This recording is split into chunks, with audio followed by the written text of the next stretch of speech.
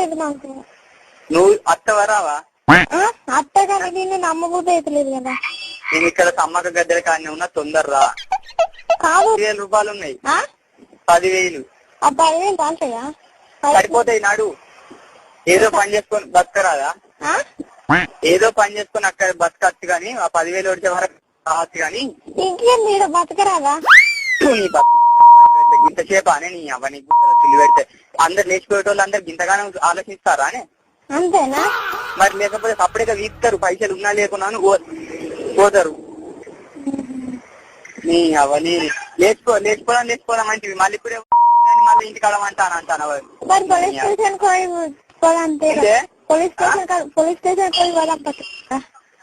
ఎవరితో లేదే రాములా, నీకు అన్నం పడగా నువ్వు వస్తా అంటే నేను డైరెక్ట్ ఆడికి వస్తా. ఆల్రెడీ నేను ఎక్స్ రోడ్ కాడు ఉన్నా.